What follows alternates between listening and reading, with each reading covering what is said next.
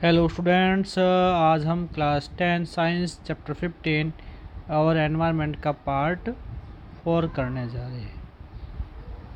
अभी तक हमने जो इसका पिछला जो हमने वीडियो बनाया था, उस वीडियो हमने फूड चेन और फूड वेब के बारे में डेस्क्रिप्टली स्टडी किया था। आज हम एक पिरामिड है, एनर्जी पिरामिड, उसके बारे में और फूड वेब के बारे में और फूड चेन के बारे में थोड़ा और गहराई से स्टडी करते हैं। फूड चेन में हमने देखा था, फूड चेन क्या होता है, एक सीक्वेंस होता है ऑर्गेनिज्म का, जो क्या होता है जिसमें जो फूड होता है, एनर्जी होती है, एक ऑर्गेनिज्म से नेक्स्ट ऑर्गेनिज्म तक क्या होता है, एनर्जी, फूड एनर्जी फाइंड क्या होती है, ट्रांसफ़र होती है। और फूड वेब में क्या होते हैं, एक ऑर्गेनिज्म है वो एक ही तरह के उसे एक ही तरह के ऑर्गेनिज्म नहीं, डिफरेंट टाइप के ऑर्गेनिज्म का फीड कर सकता है या उससे अपने फूड के रूप में फाइंड कर सकता है। जैसा कि इस डायग्राम आपको दिखाया गया है, ये जो रैट है, इस रैट को ये स्नैक भी इसको ईट कर रहा है, ये इसको ऑल भी इसको ईट कर रहा है, ये इसको जो कैट भी इसको ईट कर रही है, हो सकता है इसको फॉक्स भी ईट कर सकता है। तो ये जो रैट है वो क्या है, ये खुद के जो चेन ये है, इसकी जो फूड चेन ये है, इस फूड चेन में आ ही रहा है, इसके अलावा इस फूड चेन में भी एंटर हो गया है, इस फूड चेन में एंटर हो गया, और ये स्नैक वाले फूड चेन में भी ये एंटर हो जाता है। तो ये इसमें क्या हो रहा है, बहुत सारे फूड चेन आपस में क्या इंटरकनेक्टेड हो गई है। तो बहुत सारी फूड चेन इंटरकनेक्ट हो जाती है, तब ऐसे वेब को हम बोलते हैं फूड वेब बोलते, क्या बोलते हैं, फूड वेब। ये देखो आपके लिखा हुआ फूड वेब दिखा हुआ है, क्लियर। तो आज हम इसके अलावा हम ये सीखेंगे कि ये जो ट्रॉपिक पिरामिड लेवल का पिरामिड दिया गया, इसको पिरामिड बोलते हैं, ठीक है ना। तो ये जो प्रोड्यूसर थे, फर्स्ट ट्रॉपिक लेवल थे, ये second trophic level, third trophic level, ये फोर्थ ट्रॉपिक लेवल, या इसको टेरिटरी भी कहते हैं। तो देखो, इसमें जो प्रोड्यूसर है वो मैक्सिमम क्वांटिटी में है, क्योंकि मान लो यहाँ पर अगर प्लांट हो, ग्रीन प्लांट हो या ग्रासेज हो, वो हमेशा मैक्सिमम क्वांटिटी में होते हैं किसी भी लैंड में एरिया में बात करें। फिर उसके बाद प्राइमरी कंज्यूमर है, जो उसको हम हार्बीवर्स बोलते हैं,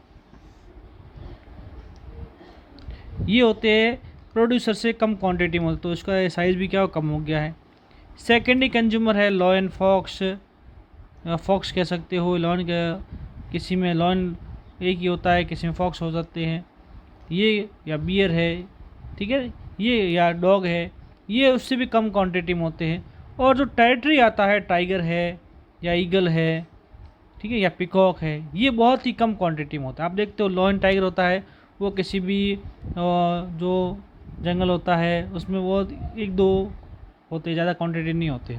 या ईगल होते हैं, वो भी बहुत कम क्वांटिटी में होते हैं। इस तरह से ये इसको अगर पिरामिड बनाए तो पिरामिड कैसा आ रहा है, एकदम सीधा, ठीक है, पिरामिड हमें फाइंड हो रहा है, जिसमें क्या है, प्रोड्यूसर से primary consumer, secondary consumer, territory तक बढ़ते बढ़ते ये एनर्जी क्या हो रही थी, तो उनको कम पहुंच रही थी। हमने सीखा था कि एनर्जी होती है वो एक ट्रॉपिक लेवल से दूसरे ट्रॉपिक लेवल तक क्या होती है, ट्रांसफर होती है। तो उसकी क्वान्टिटी क्या स्लो होती है, वो कितनी होती है, 10% ही क्या होती है, एनर्जी होती है, वो आगे आगे क्या होती है, फाइंड होती रहती है। जिसकी इतने पास है, जैसे प्रोड्यूसर के पास जो एनर्जी होगी वो उसकी 10% प्राइमरी कंज्यूमर पास पहुँचेगी, प्राइमरी कंज्यूमर की एनर्जी होती है उसकी 10% सेकेंडरी का पास पहुंचती है, और सेकेंडरी के पास का क्वान्टिटी होती है, एनर्जी होती है उसकी 10% वो टेरिटरी के पास पहुंचेगी। इसको हम ऐसे समझ सकते हैं एग्जांपल के तौर पर, जैसे ये डायग्राम दिया हुआ है, इस डायग्राम को देखो, यहाँ पर देखो प्रोड्यूसर है, उसको अगर उसके पास 1000 kg एनर्जी, किलोजूल एनर्जी है, तो जो एनर्जी अगर प्राइमरी कंज्यूमर मिलेगी वो उसकी क्या वो 10% हो जाएगी, जो होगी 100 किलोजूल होगी। अगर इसकी एनर्जी सेकेंडरी को मिलती है तो उसकी 100 की 10% कितनी होगी, 10 किलो जूल पहुँच जाएगी। और सेकेंडरी की एनर्जी और टेरिटरी कंज्यूमर पहुँचेगी, सबसे लास्ट वाले को पहुँचती है, तो उसकी वो 10 की भी 10% कितनी होती है, 1 किलो जूल पहुँचती है। कुल मिला के एनर्जी क्या है, बिल्कुल ही लॉस हो रही है। क्यों, क्योंकि ये प्रोड्यूसर होते हैं, ये वो एनर्जी होती है वो क्या स्लोली कम पहुँचती है, और कुछ एनर्जी होती है एनवायरनमेंट में फ्री हो जाती है, कुछ इनके ग्रोथ में, इसके रिप्रोडक्शन में या दूसरे वर्क में इनमें काम हो जाती है। तो कुल मिला के जो एनर्जी पिरामिड होता है, फ्लो होता है, वो कैसा होता है, बिल्कुल ही सीधा इनको फाइंड होता है। इस तरह डायग्राम आता है कि मेक कभी क्वेश्चन आता है make energy pyramid at trophic level diagram, तो आपको ये वैसे बनाना है, producer, primary consumer, secondary consumer और एंड में टेरिटरी कंज्यूमर। तो इस तरह बनाओगे, इसका 1-2 नंबर के क्वेश्चन आपको एग्जाम में आते हैं। ठीक है, तो हमने वहाँ तक स्टडी कर लिया था, आगे हम यहाँ से स्टडी करते हैं।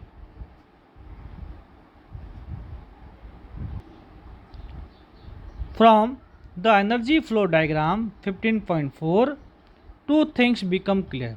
जब एनर्जी फ्लो डायग्राम हमने अभी देखा था इस टाइप का, उसमें 2 चीज़ें बिल्कुल ही क्लियर हो जाती है। फर्स्टली, पहली क्या है, the flow of energy is unidirectional.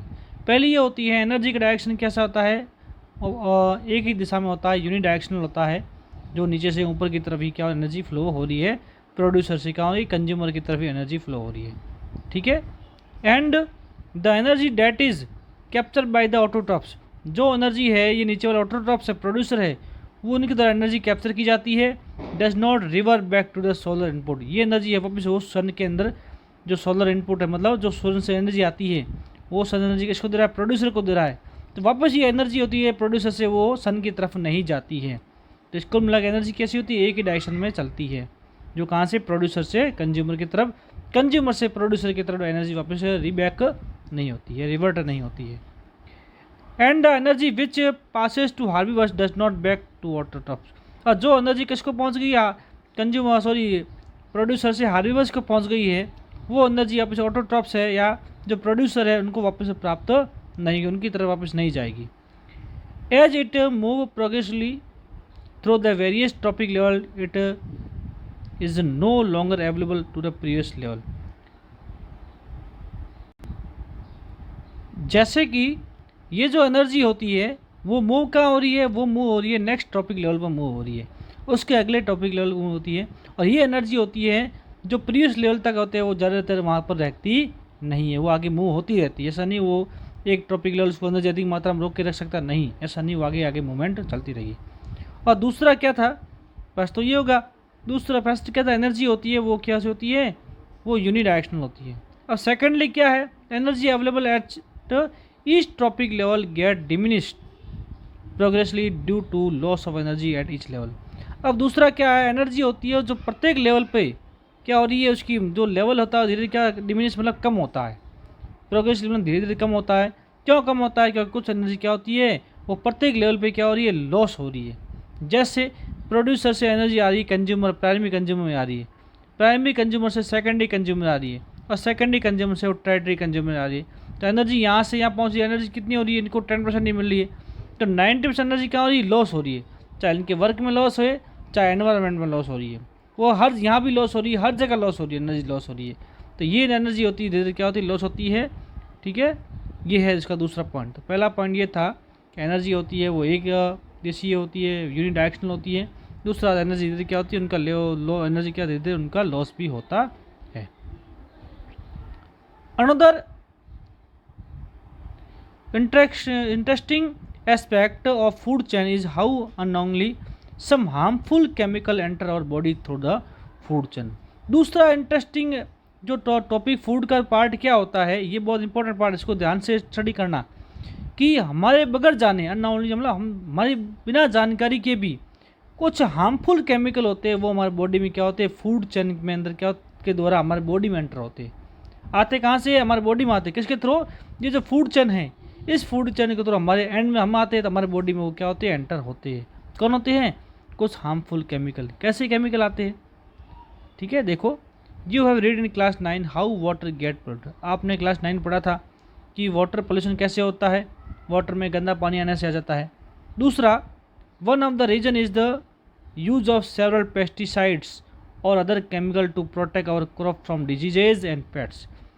अब किसान क्या करता है, खेतों में अपने जो क्रॉप्स है उसको प्रोटेक्ट करने के लिए वहाँ इसमें क्या मिलाता है, बहुत सारे पेस्टिसाइड मिलाता है, ठीक है, कीड़ेनाशी मिलाता है जिससे वो कीड़े वो मर जाए, ठीक है ना, और केमिकल भी मिलाता है ताकि उनको रोग भी ना लगे और उनको कीड़े भी उनके अंदर पेट्स मतलब उनके अंदर कीड़े भी ना लगे, ठीक है ना। ये भी तो ये मिलाता है किस में, क्रॉप में।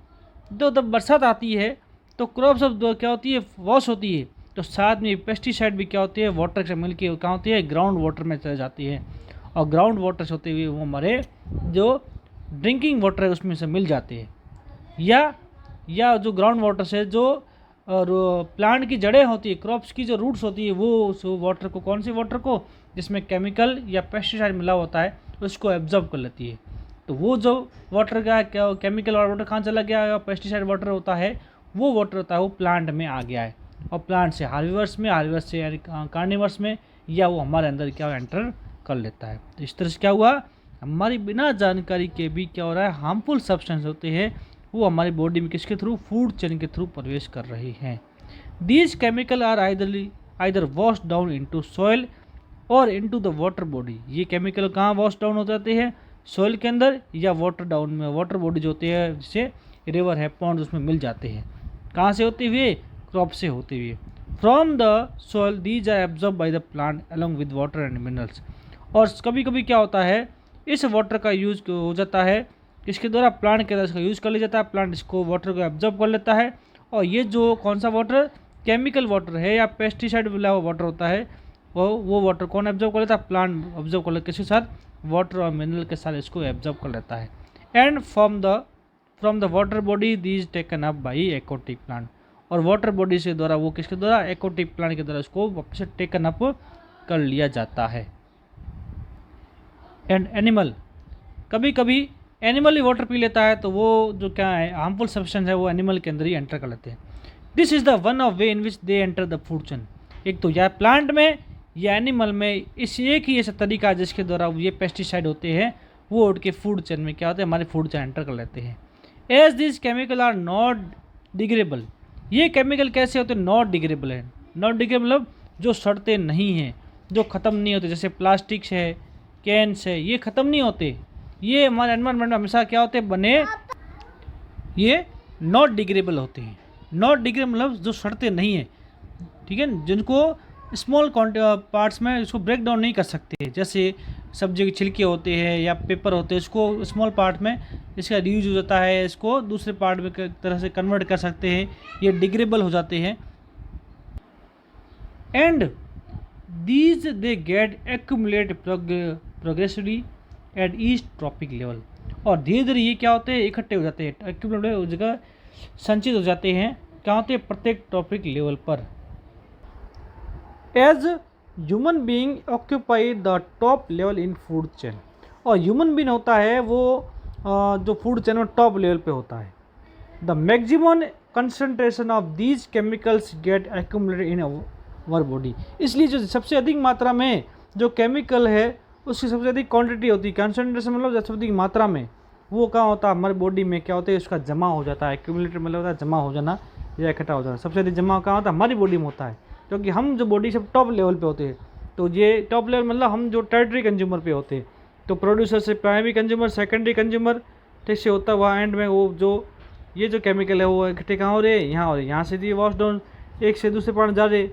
हम में सबसे अधिक मात्रा में क्या होते हैं, ये टर्टरी कंज्यूमर में क्या होते हैं, ये जो केमिकल होते हैं वो यहाँ इकट्ठे होते हैं। केमिकल कौन से, पेस्टिसाइड और केमिकल जो प्लांट में पेट्स को या डिजीज़ को रोकने के लिए वहाँ पर डाले जाते हैं। This phenomenon is known as biological magnificence. इस पूरी जो फिनोमिनन है उसको बोलते हैं बायोलॉजिकल मैग्निफिकेंस कहते हैं, ठीक है। This is reason why our food grains such as wheat and rice, vegetables and fruits and even meat contain varying amounts of pesticide residue. यही कारण है कि हमारे फूड ग्रेन्स है, जैसे व्हीट है, राइस है, वेजिटेबल है, फ्रूट है और मीट, इसमें क्या है, थोड़ी मात्रा में क्या होते हैं, पेस्टिसाइड्स में मिले हुए होते हैं। अब ठीक है, अब आप कहोगे कि मीट में ये केमिकल कैसे आ गए, तो मीट किसका होता है, हर्बीवर्स का होता है। इसको कौन यूज़ करता है, कार्निवर्स इसको यूज़ करता है या टर्टरी कंज्यूमर इसको यूज़ करता है। तो प्रोड्यूसर से ये जो केमिकल होते हैं वो हर्बीवर्स वाले एनिमल में आते हैं, उनका मीट यूज़ किया जाता है, टर्टरी कंज्यूमर या सेकेंडरी कंज्यूमर के द्वारा यूज़ किया जाता है।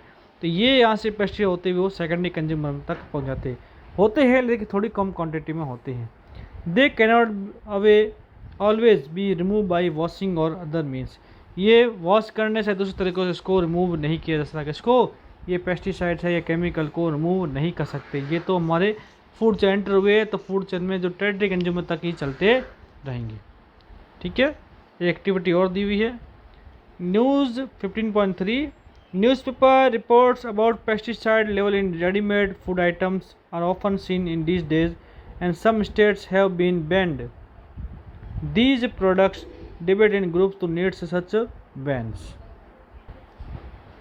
जो समाचार पत्र होते हैं, न्यूज़पेपर होते हैं, उनकी रिपोर्ट्स में पेस्टिसाइड के बारे में, जो रेडीमेड फूड आइटम हैं और दूसरे जो हमारे खाद्य पदार्थ होते हैं, उनमें इन दिनों क्या होते हैं, इनकी पेस्टिसाइड की क्वांटिटी या उनका कितना लेवल, उसके बारे में छपा भी आता है, उनके बारे में न्यूज़पेपर में कुछ लेख भी आता है। और दूसरे स्टेट है, उन्होंने क्या कर दिया, इस तरह के प्रोडक्ट को बैन कर दिया। कौन से? इस प्रोडक्ट जिसमें पेस्टिसाइड की क्वांटिटी ज़्यादा होती है, उसको बैन कर दिया गया है। Debate in groups the needs for such bans. अब अपने क्लास में इसके बारे में डिबेट करो ग्रुप में बीच में कि इसके बैन करने की ज़रूरत क्यों होती है। बैन मतलब इसको जो पेस्टिसाइड है उसको रोकने की, या as a readymade food item उनको रोकने की ज़रूरत क्यों पड़ी, क्योंकि ये हमारे लिए बहुत ही नुकसानदायक होते हैं, इसलिए उनको रोकना पड़ता है, रिमूव करना पड़ता है। What do you think would be source of pesticide in these food items? आपके विचार से इन पीड़कनाशकों में, ये पेस्टिसाइड में का फूड आइटम में इसका स्रोत क्या है? ये फूड आइटम में पेस्टिसाइड कहाँ से आ गई है? Could pesticide get into our bodies from these source through other food product too? जैसे दूसरे फूड प्रोडक्ट में ये पेस्टिसाइड आए हैं, वैसे हमारे बॉडी में पेस्टिसाइड आ चुके हैं, आ गए हैं या आ सकते हैं। Discuss what method could be apply to reduce our intake of pesticide. और इसके बारे में चर्चा करनी चाहिए, डिस्कस करना चाहिए कि किन तरीक़ों से इन पेस्टिसाइड को अपने जो फूड आइटम में आने से इसको कम किया जा सकता है, इनको रोका जा सकता है। ठीक है, तो अभी हमने पेस्टिसाइड के बारे में, ये क्वेश्चन भी अच्छा बनता है किसका, बायोलॉजी के मैग्निफिकेंस में।